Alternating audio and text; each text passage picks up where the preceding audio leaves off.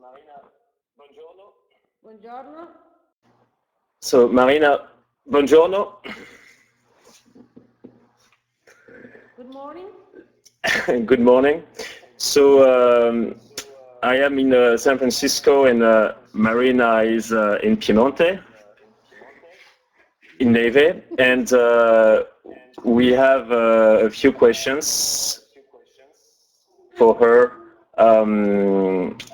And if you want, Laurent, Christine, Alejandro, Jean-Baptiste, Casey, you can add questions to the chat box, and in addition to the questions, and I can ask them to Marina.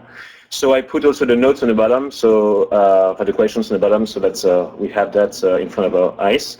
So Marina, actually first I want to say about thank you for coming with us, to be with us today, and be part of this interview. And I want to briefly say that the way we found each other, I found you, was was less than a year ago. When I went to Piemonte, I was actually not looking for a Piemonte producer because I want to focus on Emilia-Romagna and some of the beaten path regions. But then I spent a couple of days in Piemonte, and I found you, and I like the story, I like the wines. Maybe you can tell us a bit about the history of Punset briefly to start with. Of course. And maybe first, can you tell us about Piemonte in general? Okay, Piemonte is maybe the oldest and most traditional wine area in Italy. It is close to France, and it is near the Alps. It includes the Alps, which are mountains, and at the feet of this mountain there is this area called Le Langhe, which is in the southern west part of Piemonte. The origin of this area is very old, ancient. We speak about 12 million years of age, and the origins are from a flood that was given by the Padanian Sea, which retired into a river, which now is called the Tanaro River. And so you can imagine these hills are like the bottom of the sea. The area on the right side, with giving your back to the mountain, on the right side of the river, is called the Lange.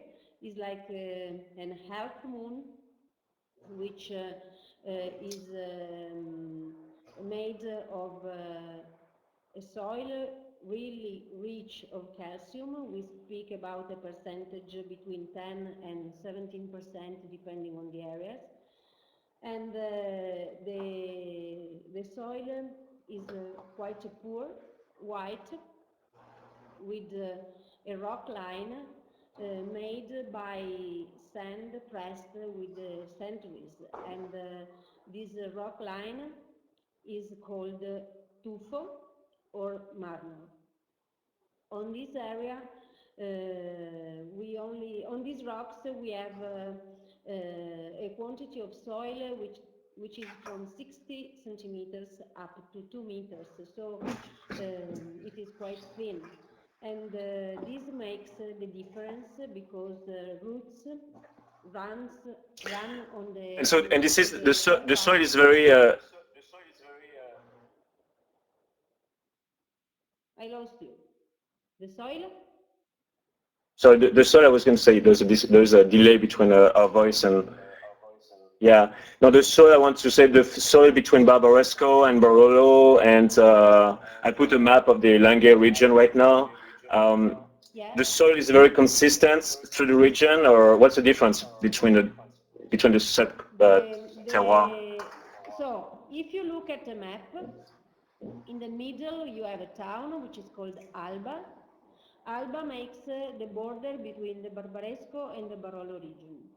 As you can see, it is crossed by a river. This river is Tanaro, and it signs the line between Langhe and Roero. Roero is the upper part in this map of the Tanaro River. The difference between the two areas in terms of age is 5 million years. So Roero is 5 million years younger. You can imagine that little by little that the Padanian Sea retired. That side was quite a big lake and rich of sand, of course. So still now we have a big difference in the two areas because in Roero we have a sandy soil, softer, and it gives different characters to the final product, to the wines. Originally, it was more a region where fruit was grown, especially peaches and strawberries. And the character of that area is more in the direction of fruity wine and acid instead of bodied and tannic wines. So this is the main big difference you can find in between the two areas. Barolo and Barbaresco are very similar in terms of shape of the hills and even in terms of character of the soil. But in the Barolo region, the soil is darker and there is more iron inside of that. This also explains the reason of bigger tannins compared to Barbaresco. In terms of the appreciation of the Italians or Americans in terms of the wine, like Barolo, Barbaresco, would you say it's the same thing or they both like equally demand is similar? In terms of the wine, normally we speak about a deeper color and a stronger texture for the Barolo. For Barolo, we can speak about a wine of power due to the stronger tannins. And for the Barbaresco regions, normally we have wines with elegance, very well balanced, very round, and with a deeper sensation in terms of aroma and aftertaste, back taste. So they are longer, we can say. And what brought your family to the Barbaresco area? We were born here. You know, my family is from Neive. Right. My grandfather was here. I can't remember generation before, but our history is tied to this town, and the property is owned by my family since more than 1 century. Before I started to make wine, this was like a hobby for my grandfather and for my father. Because in the past the family was involved in construction, and I was supposed to become an engineer, but I didn't like that kind of job. I love to stay in the vineyards. I grew up here because, as I maybe told you, when I was a baby, the kindergarten didn't keep me because it was very bad, and so my grandmother grew me in the vineyards, outside, jumping on the trees and doing these things. And so when I grew up, I wanted to be in these vineyards for my life, for my work and for my daily life. This is the history. You So, didn't want to stay in an office. Sorry? You did not want to stay in an office. I didn't, even though now I spend a lot of time in the office. This is the bad side of the medal, because you know, things have been changed a lot in the last 20 years, especially for bureaucracy, and so I have to stay more at the desk. But what it is very nice is the morning walk in the vineyards, and the time that I spend with my workers when they work, when they prune and when they do the green work on the vineyards in this season is wonderful. We have the grass tall like 60 centimeters in our vineyards with many kinds of flowers and aromas like mint, like chamomile. So just to have a walk there means to have a good start in the morning.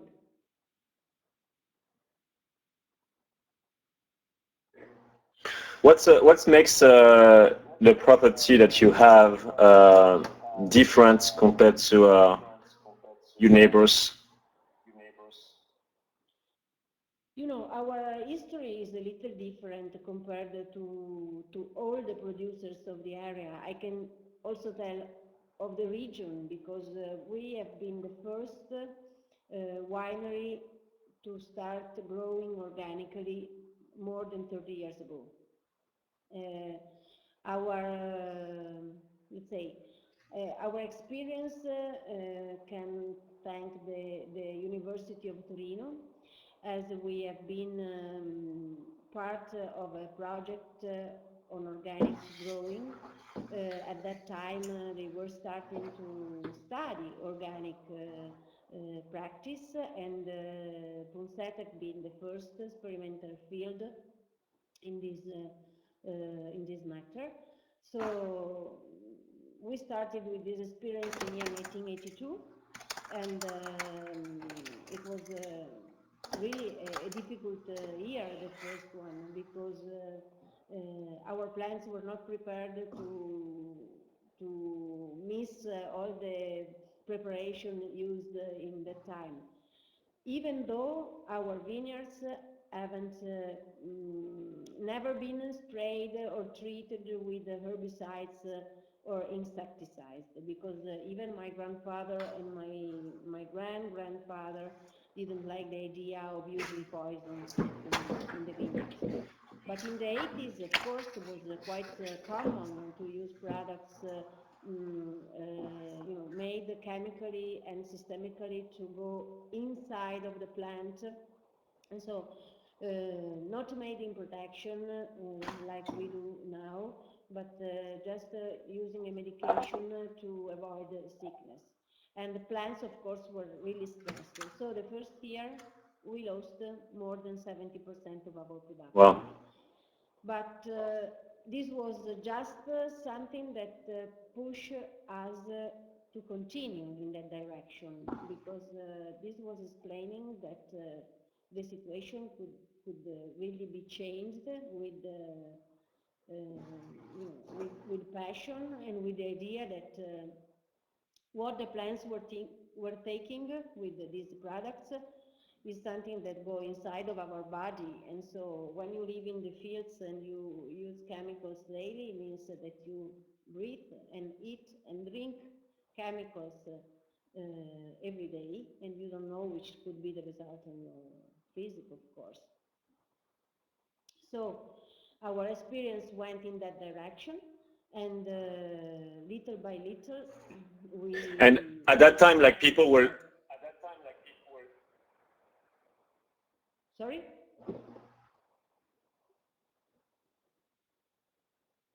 So keep going, keep going. I lost your question. Yeah, keep going. Okay.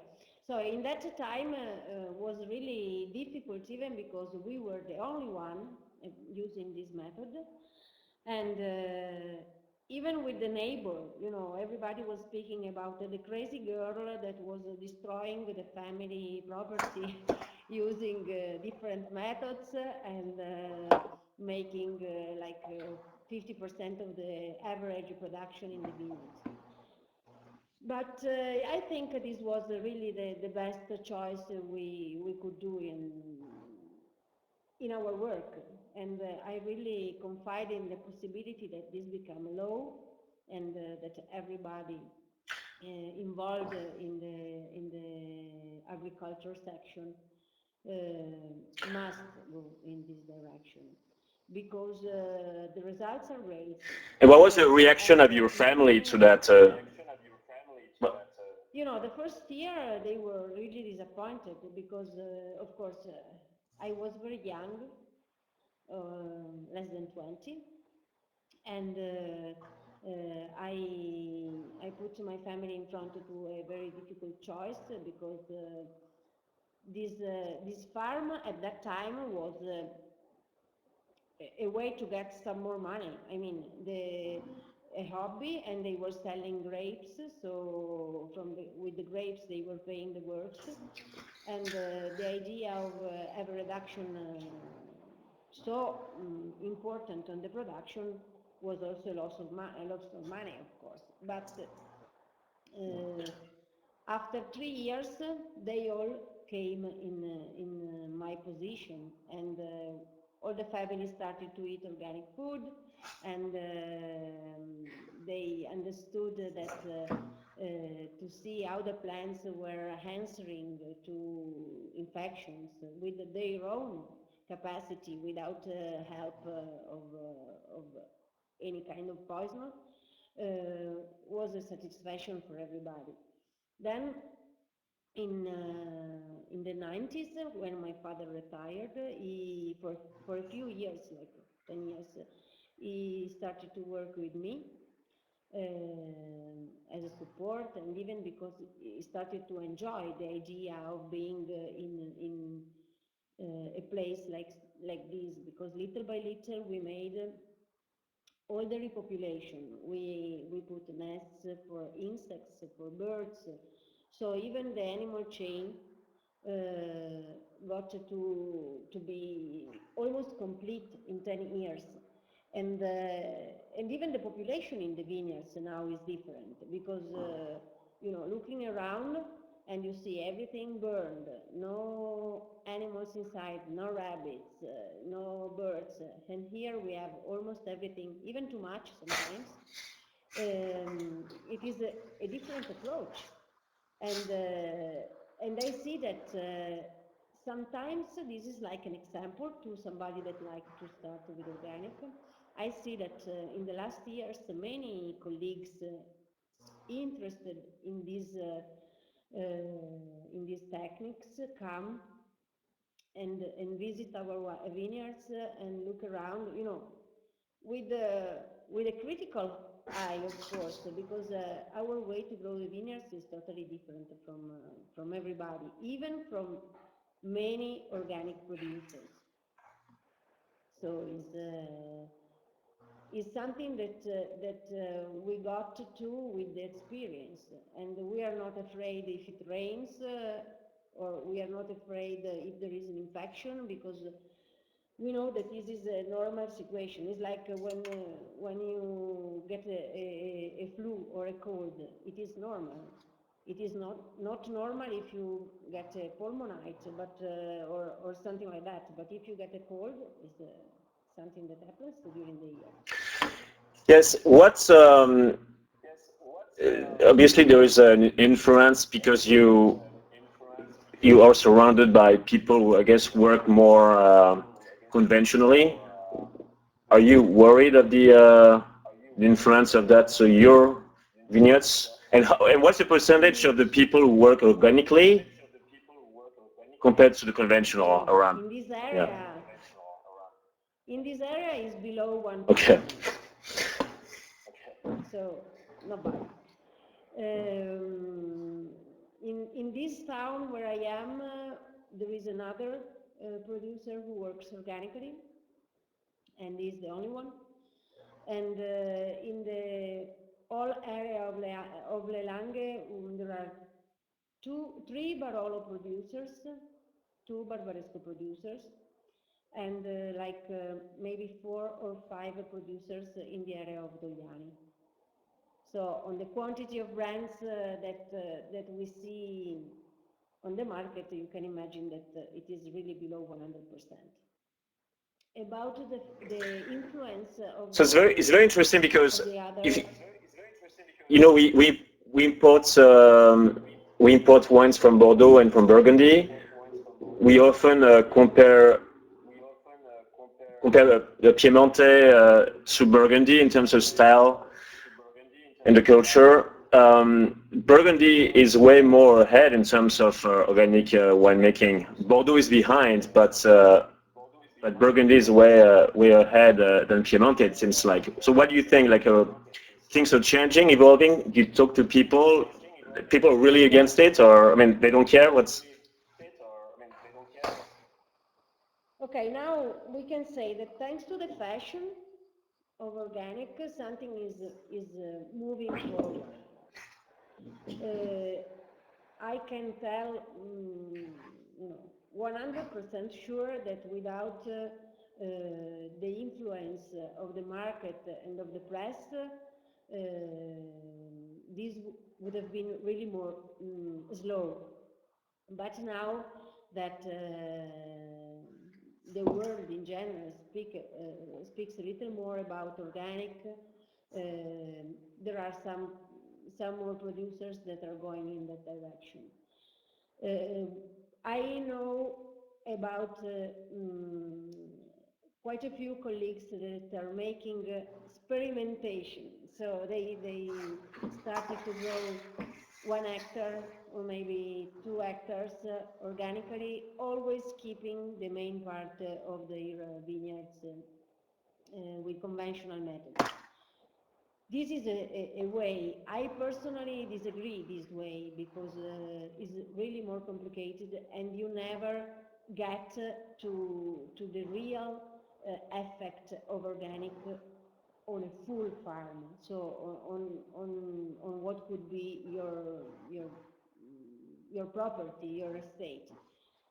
But it is something that could help to move in that direction. You know, our people are afraid to lose production, to lose quantity, and even we are in our region. There are still many producers that are in the modern style method. So they inoculate, they use bacteria for malolactic fermentation, and so going in organic direction also means probably to change this mentality and to try to get out of the grapes what really the territory, the right? terroir can show.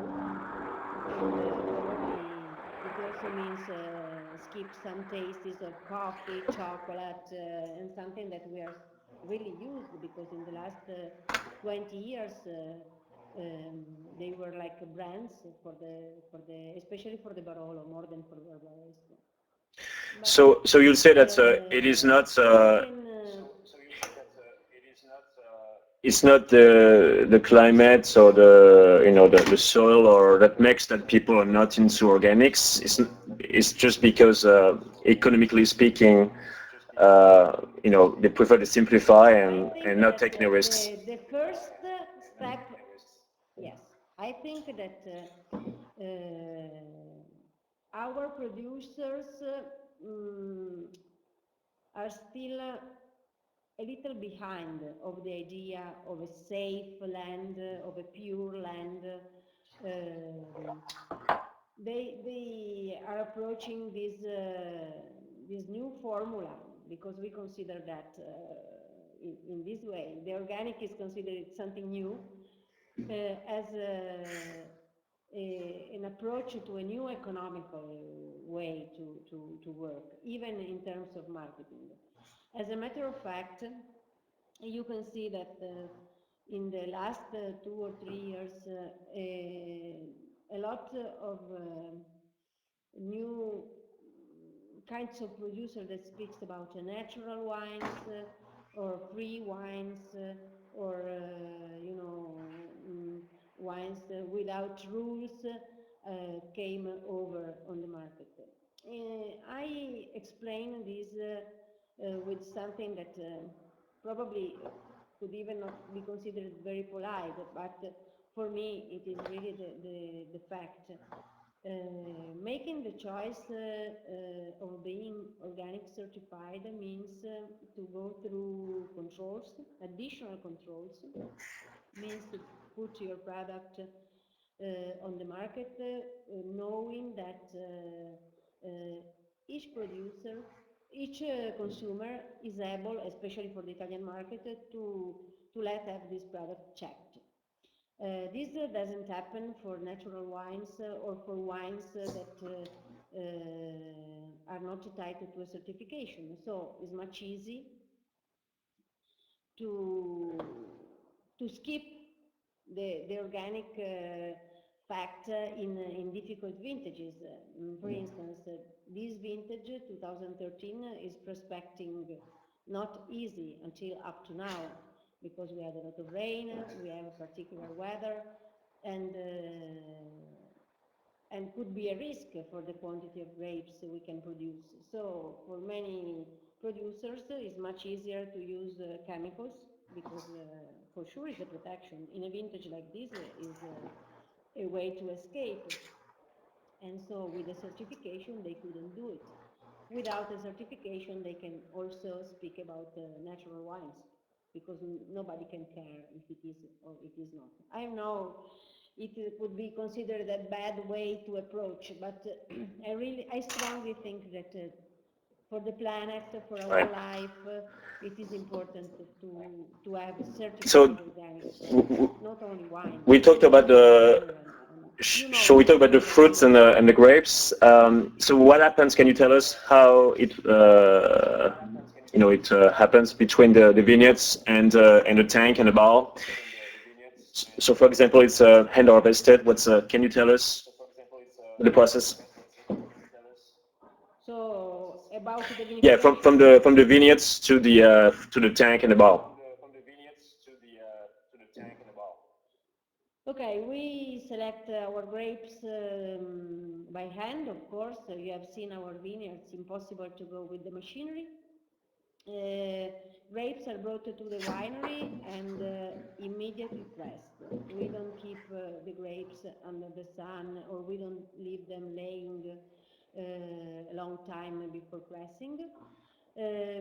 For all our wines, we use spontaneous fermentation with the natural yeast. There is a difference between the white and the reds, because the white are made without skin contact. And so for starting the fermentation, we are used to press a little part of the grapes with the skin, and we create a must, and we bring this must into the vineyard for starting the fermentation, keeping the yeast from the ambience, So you from the bring a vineyard tank, itself. small tank to the vineyards. So we have a yes, we bring it to the vineyard. We let it have the fermentation started, and in the meantime we press the white grapes, keeping just the juice, which is cleaned, keeping it cold, so without adding any product for clarification. And when it is transparent, clean, we bring it in a clean tank and we add the must. The juice is added little by little, so we never had a peak of fermentation or stops of fermentation. And it is also a way to develop the sugar in alcohol in a slow way with a low temperature. And this is because in general I So we're talking prefer, about the white and the red here, yes, or just the red white? wines and this is for the whites. For the red, it Okay. is much easier. I mean, we press and we leave the fermentation start, even because normally we have the white wines like 2 weeks before of the reds. So Right.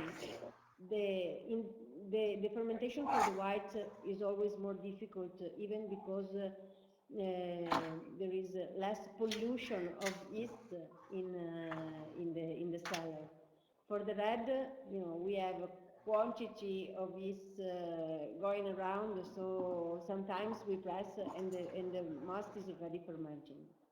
Is totally different. And for the white wines, we use stainless steel tanks. For the reds, unless of very unusual weather conditions outside, like very hot temperature or very low temperature, we use concrete vitrified containers, vats, and I prefer this kind of material because the quantity of iron inside is less than in a stainless steel tank, and so even the magnetic field created around the wine is lower. I had an experience by myself making, pairing wine made in steel and wine made in concrete, and the one made in concrete always shows younger, more alive, more charming compared Is to that something that you do and is very different to people around you, other wineries? The fact sorry. of using so much concrete tanks makes you regional compared to your neighbors? Mm? This is something that my neighbors don't use because I bought all the containers from neighbors that were throwing them away. Okay, that answers the question. So the That answers the sorry. question.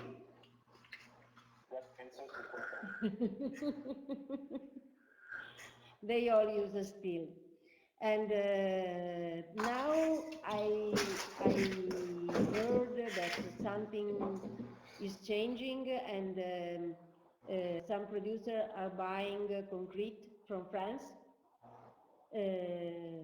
because in France is more popular this kind of material. They never threw the concrete vats away. They always kept them. What's the Officially price or before, difference? but they were always in the wineries. Sorry? What's the price difference between a concrete tank and steel tanks? I don't know because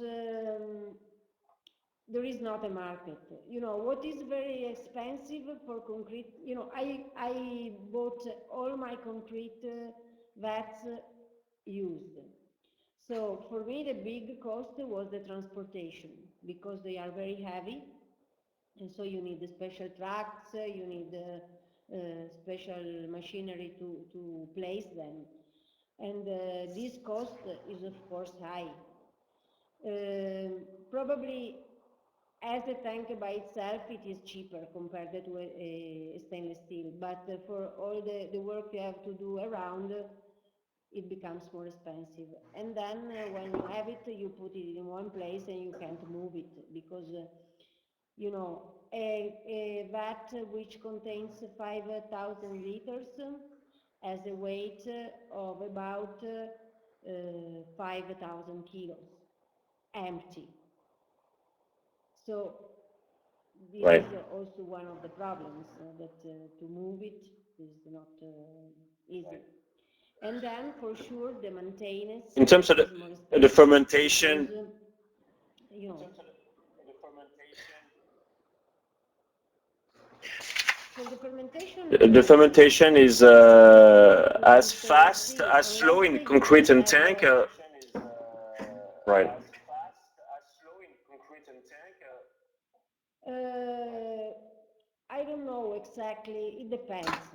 It depends on how you work because for sure stainless steel heats faster. So if you leave the temperature going freely by itself, the fermentation in stainless steel is faster because the temperature goes up very quickly. But if you make a temperature control, you can even have a slower fermentation. Uh, what is nice with concrete is that this material heats very slowly, and always slowly it refresh. So the wine never gets a shock. When you use stainless steel and you use the refrigerator bond, you have a part of the wine which becomes cold very fast and hot very fast. And this is like a shock that you make on the product. So this is the reason, one of the reasons Right. why I don't like stainless steel either. So when you taste the wine made from stainless steel or from concretes, we often feel that there's a bit more texture from the concretes. Is that true, or this is just vision of the mind? It is, it is not a question only of texture. It is the product by itself. It is younger, always younger. Even after 10 years, it is younger. It's like when you put yourself under X-ray, you can stay for a while, then you get spoiled. And the same is the electrical conduction that there is inside of the stainless steel. It gives a magnetic field, and this spoils the wine. So you don't feel it as a first immediate sensation, but with the time you get it. And if you put the same wine made as you like in concrete or in steel, split it in two vats, one in steel and one in concrete, same size, you will see that the one which is in concrete keeps being younger with the time. So we import right now two wines, the Barbera d'Alba and the Barbaresco. The Barbera d'Alba is made in concrete, and the Barbaresco is aged in this big foudre of Slovenian oak, right?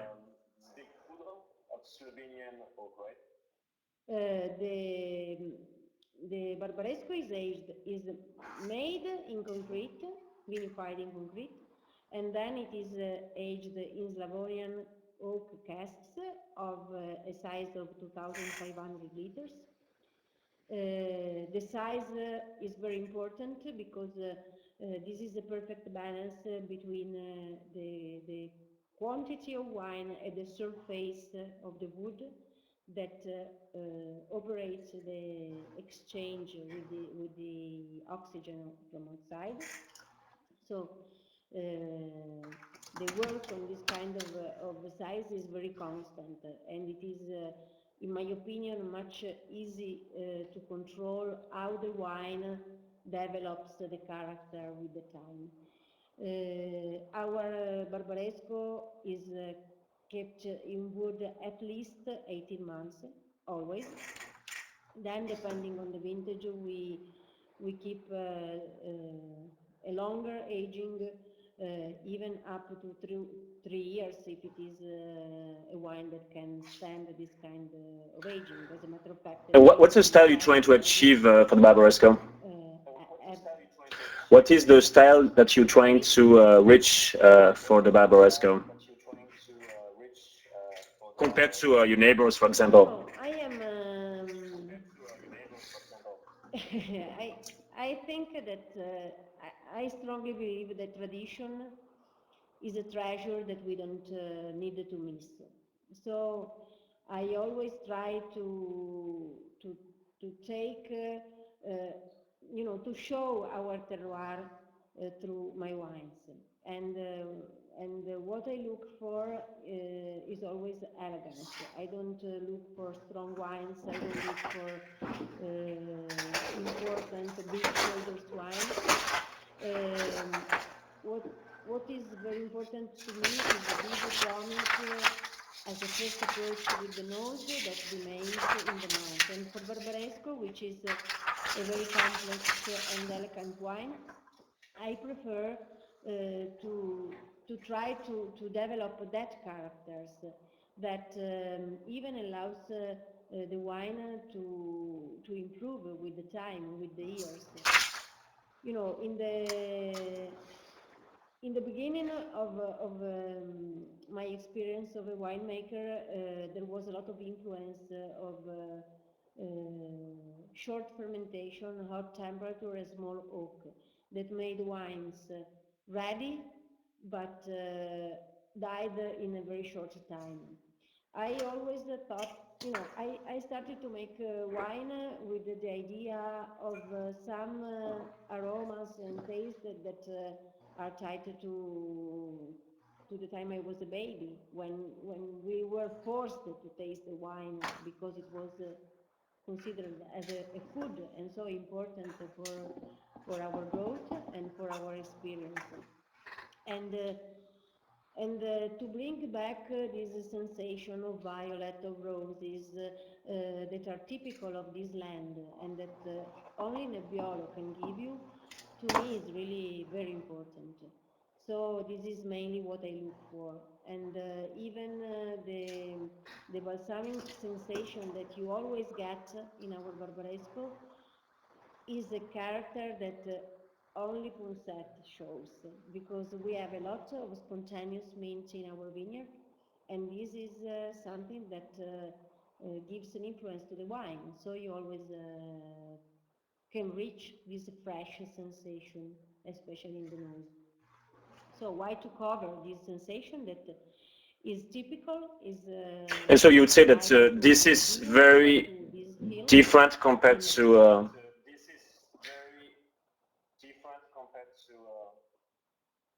to many others, because you know, this is very different than what um, your neighbors do. Like there are the average person, winemaker around you, like will make a more extracted totally. style.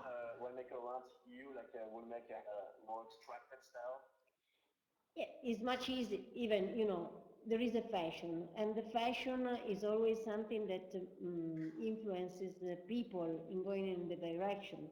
So when there was the idea of soft and smooth and round nebbiolous wine like Barbaresco and Barolo, a lot of producers made investment using machinery for a shorter fermentation, using the small oak, extracting through added industrial yeast particular aromas that are um, appreciated by the consumer, especially by the final consumer that hasn't an experience in wine tasting. We shouldn't remember, you shouldn't forget that Nebbiolo is not a wine understandable by everybody as a first approach. Because if you don't have an experience in wine tasting, some of the main important characters of this variety can be confused with defects. I speak about tannins that in many occasions are confused with acidity or with dry sensation, and this is not right. If you feel the tannins in front a lot, it's because the wine is still growing. But if you make an extraction too short, these tannins shows like green. And so you need to cover them with oak that gives softness, but it is not a softness that comes from the wine, it comes from an addition. So, my opinion is that the wine should get a support from the oak, but it shouldn't be oak influenced by wine. It is the wine that gets the help needed to show as better as possible. And this even explains why we don't have a fixed aging time.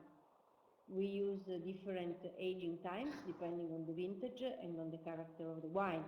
And this also means that sometimes an older vintage is released later than a younger, because maybe it's a wine that needs to have a longer refining. For the same reason, we also keep the wine in bottle the same time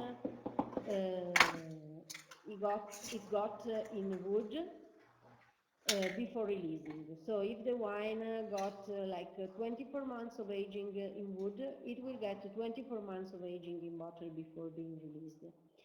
This is because when the wine gets into the bottle, it got a big stress, and it needs time to get back to the first condition. So when it was relaxing in the barrel, and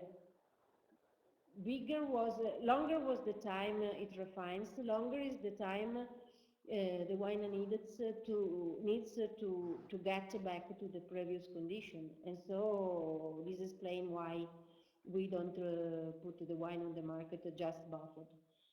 This was really normal until the 60s. All our grandparents were using this way. I bottle the wine and I keep it 2 years before drinking. Now many wines are bottled and the day after they are released. Can you describe us a tiny bit while we're talking about Nebbiolo and Barbera? Can you describe a bit those grapes, how they look like, what the classic flavors they bring?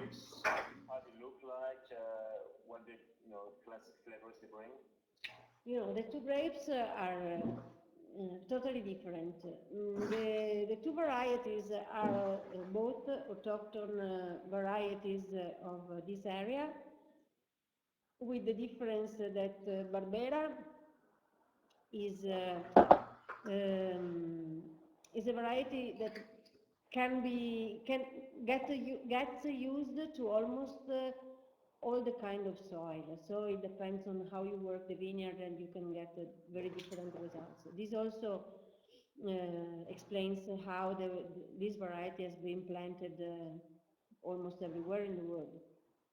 Nebbiolo is more complicated, is particular. It is a variety that needs a poor soil, that has a very low production, and you get better quality with less quantity of grapes on the plant. And Barbera as a main character has a strong acidity and a lot of fruit. So you can manage different kinds of vinification, fresh, or you can put it in wood, or you can you can leave a residual of sugar and you can make it almost sparkling. There are really several different ways. What is the first approach is that it is a charming wine, very pleasant and drinkable.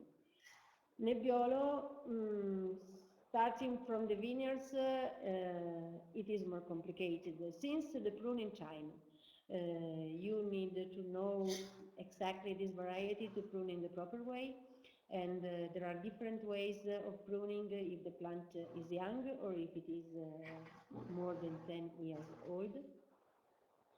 And you get the best quality after 10, 15 years of age from the vine. So the best vineyards of Nebbiolo have an average age of 30 years. And in addition, Nebbiolo takes advantage of the difference of temperature between day and night for a better ripening of polyphenols and tannins. So when the fall gets longer and ends in November, we always have big vintages for Nebbiolo. Barbera, you can pick it earlier, and it is not a big problem. It normally goes easily through the malolactic fermentation, and so even the acidity goes down. For the Nebbiolo, sometimes you should wait until the next summer to get the malolactic fermentation. So all the history from the vineyards up to the wine is totally different. Of course, you can't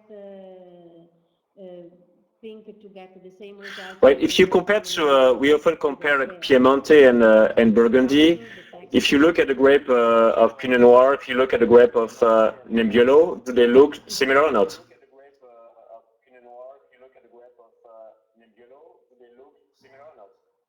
Absolutely, yes. And as a matter of fact, I am a big fan of Pinot Noir and even of Burgundy. Yes, they can give a very similar result, even though in Piemonte the Pinot Noir doesn't show the same as in Burgundy because we have a different microclimate. But in terms of growing, pruning, and vinification, we can say that we are very similar to Burgundy style because the variety is as something that ties the two. And Nebbiolo, the only place you can find it in Italy is in Piemonte.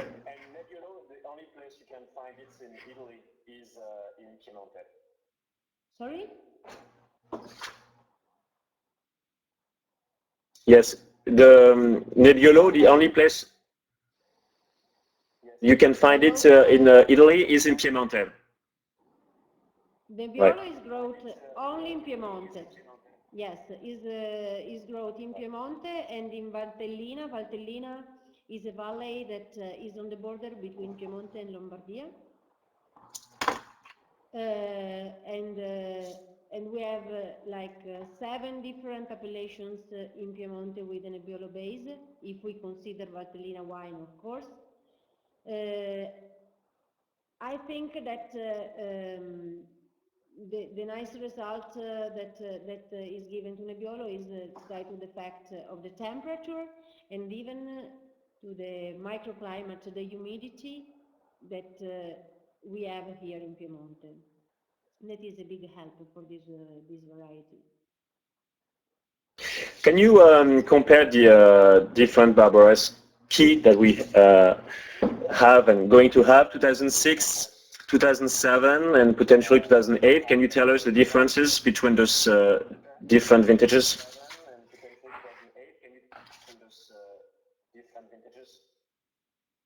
They are totally different. You know, 2006 is a big one.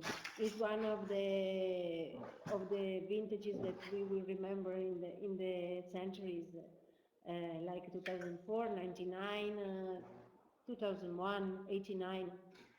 It was a very constant year, starting with the winter. And we're talking about 2007. From winter 2005 until the harvest time. Okay, it was cutting out. No, okay. I'm speaking about 2006. Okay. 2007 was a warmer. 2007 was a warmer vintage, constant, but with some peaks of hot, especially in the early summer. And what was very positive for that vintage was a spring rain that we got at the end of August that gave a big help to the Nebbiolo for the ripening. In general, 2007 wines shows rounder and smoother compared to 2006. And this is due to the average year situation, so the season situation.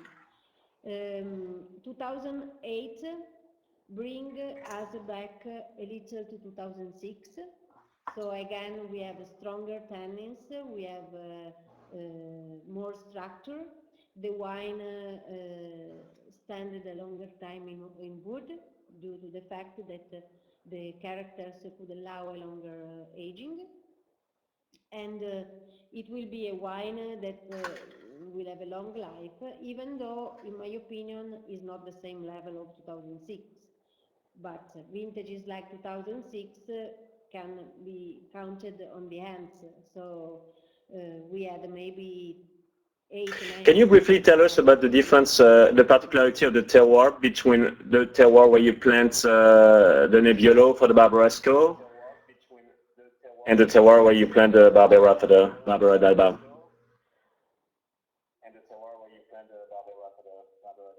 Okay, the exposure of the Barbaresco vineyards should be by law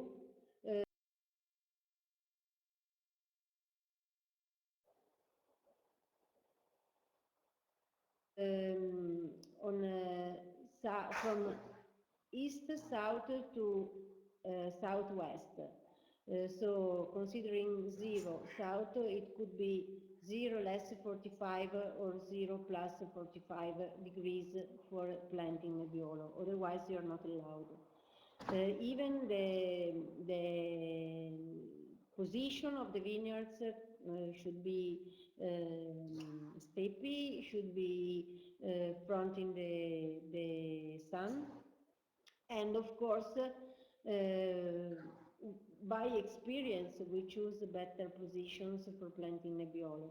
What is very important is to have a good exposure, not only for the summertime, but more for the fall time when we are going to pick.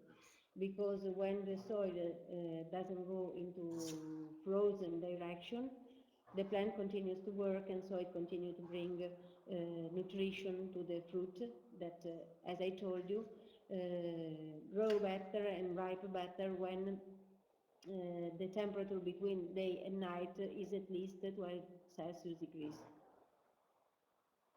For the Barbera, there is not a big problem. It is better not to plant, for us, for our experience, is not good to plant this kind of variety in the cool south, because the skins risk to burn, and so you get during the fermentation a sensation of overcooked, overripe fruit, even a jammy sensation. And so we prefer to use fresher position for the Barbera vineyards. And the soil difference between the different plots, do we have a soil difference besides the climate difference? Not much. To be honest, the soil is in our hill is very similar in each part. We only have one vineyard, which is called Campo Quadro, and it is planted with Nebbiolo, which is very different because this is the highest, the tallest in the area, one of the tallest in the Barbaresco region, and there the rock level is only 50 centimeters deep, and so that vineyard is different, but in general, all this hill has a very similar soil. Our vineyards are all here on this hill, which is called Collina San Cristoforo, and our land is all tight, one unique field divided in many different vineyards. So what makes the difference is the position and the exposure mainly. And Great. the So road. we coming closer to the end of the this interview. Can you? We close to lunch here, and you close to dinner there. Can you tell us about a couple very appealing association between your wines and some exciting dishes? Either from here, there in Piemonte, or whenever you travel, like things that you've experienced. We should pair something international or something national. Both. Listen, Barbera is a wine that could. I was saying there's a delay between the time, but I was saying like you can tell us an example, a local example, and something that you've tasted and experienced. The Barbera could match with almost everything. I mean, it is a wine that excluding fish, which is not fine for this wine because the acidity is too strong, really pairs almost all the food. We can speak about pasta if we speak of Italian food, of course, but you can even consider hamburger, chicken, cheese, um, almost international food can be used. For the Nebbiolo, for the Barbaresco, I don't think that you always need a brasato or ravioli del plin to make a pairing with our Nebbiolo. It is important to have Can you tell us what's brasato and so ravioli we del can plin? speak about cheese, or we can, Brasato and ravioli del plin is two typical Italian food, local food, and when we travel the world for presenting the wines and we go to Italian restaurant, they always pair Barbaresco and Barolo with this wine, with these dishes, which are something that nobody cooks at home, even us. So I don't like the idea of pairing Italian wines only with Italian food. I think that it is important to have a good glass of wine with a good food, and this means that Barbaresco, as it is a delicate and very complex red, doesn't need spicy food like peppers, or things too spicy because they covers the light sensation of the complex of this wine.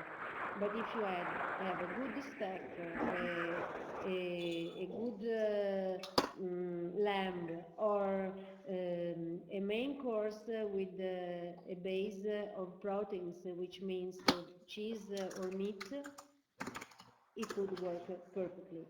And it also pairs very well with fish, if it is fish cooked not roasted but Roasted, yeah. in the oven, and if it is a fat fish, like tuna fish or salmon. Yeah, So you can have some suggestion from here. And then if you like to cover... yeah, I was going to say, so, and you are a good cook. Do you cook a lot yourself?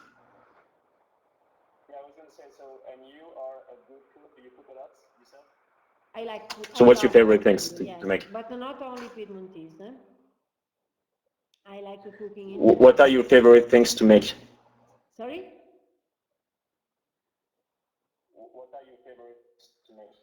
I don't know. I like to cook in general because this is an art. And so I don't have a favored dish. Sometimes I think I like to cook this and I try. For sure I am strong with pasta because I make my own made pasta, handmade. And pasta and risotto are easy to be made to me. What's your secret for a good pasta, a good risotto? Okay, I don't like to cook soup.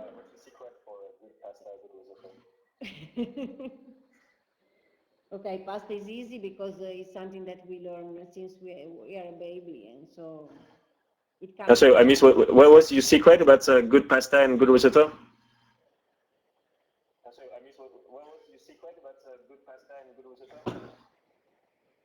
For the good pasta, you must pick the right time of cooking. This is the biggest secret. So if the box Right. says 8 minutes, you Al need dente. 7. And if we speak about the dry pasta. And for the risotto, you should follow it. You never leave the risotto cooking by itself, and you add liquid little by little, always hot. And so you will get the cooking, the What's ice so talking about local food? getting out slower, and they will make the risotto melted, but not. What's I mean, in terms of your association with the local delicacy, which is the truffle, the white truffle. What's do you like it with your wines?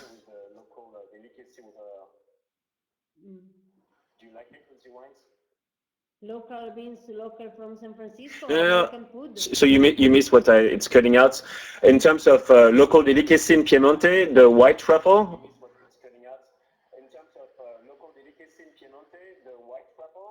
Ah, okay, with white truffles. You know, I was asking about the white our truffles, sorry. wines are have been created for matching truffles because in the past we had a lot of truffles. For sure, for sure, Barbaresco matches truffles better than Barbera. Truffles show better when they are put, they are on a very delicate food because what is important is show their aroma. So a risotto with a Parmigiana risotto with butter and cheese and white truffles and a glass of Barbaresco is for sure something excellent. And yes, in the local, obviously, in the Piemonte, you're using like more milk than olive oil, right? Butter, milk than olive oil.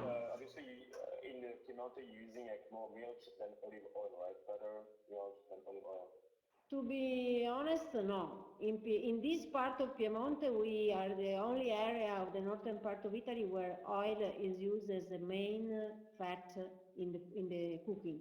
Okay. Then we use butter for to be added at the final food. But this is really local because it's something historical tied to the food exchange between Piemonte and Liguria. So our most important food here in this area have a olive oil base and have fish inside. I am speaking about bagna cauda, which is made with olive oil, anchovies, and garlic.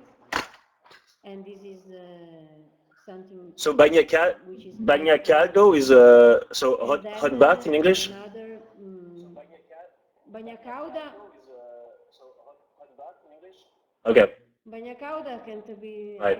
it is a sauce, hot, made Anchovies. with garlic, olive oil, and anchovy, and we cook it like 10 hours without boiling, just heating, until all the ingredients that are put together become, become melted like cream. And it is a typical food for the fall season, starting from September till December. And this sauce is matches with vegetables, different kinds of vegetables, like maybe 20 different kinds. And when it is served in a pot with a little heater below, so you can keep it always warm, and you make a dumping with the vegetables inside of this sauce. And at the end, when you have finished, you put egg inside. And so you can add some white truffle if you want. The last part of the meal.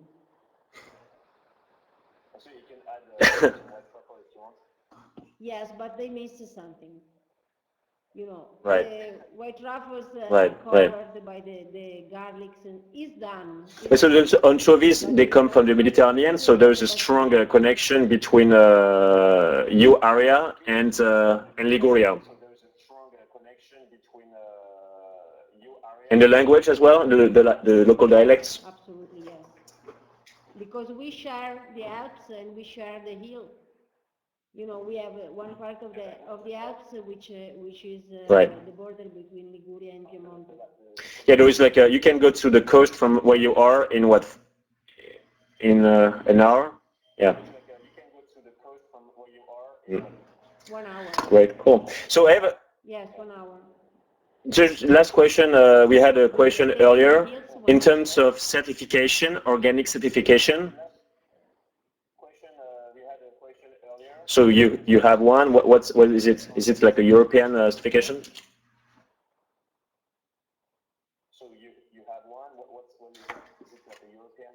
We have a European and American certification because we have been NOP certified until 3 years ago, and now since there is the agreement Europe USA, we have one certification which covers Europe, United States and Canada, and So it's USDA certified. For China. Right, so we need to finish. You need to go to dinner, and we need to go to lunch. Can you, because you have an iPad, do you mind just before we leave each other, do you mind like showing us right outside? I know you have a good Wi-Fi connection.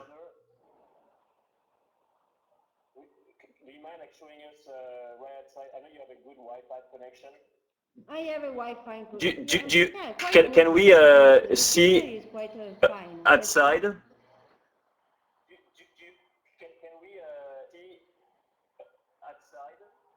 Because we have a beautiful sunset now. I don't know if right, but just because we can see Navy, right? maybe. Right, but just because we can see Navy. Listen, I try to see if I can let you see neighbor from the window because I'm not sure that the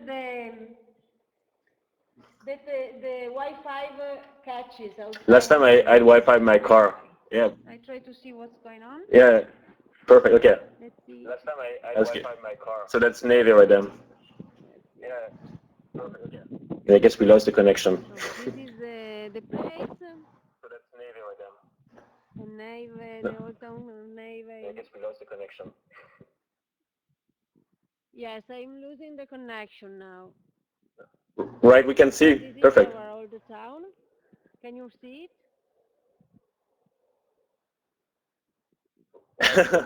Okay. Thank you, Marina. I have to go back now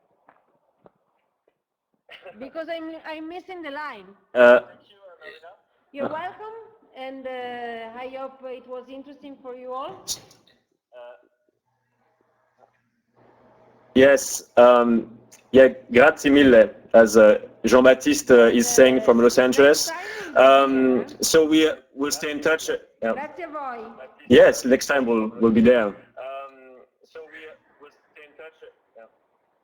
Yes, next time we'll be there. Okay. Thank you so much, Marina, and thank you, Rafa. ci vediamo. Ciao, ciao. For listening to this long lesson. Thank you so much, Marina, and ci vediamo. Ci vediamo. Ciao, Rafael.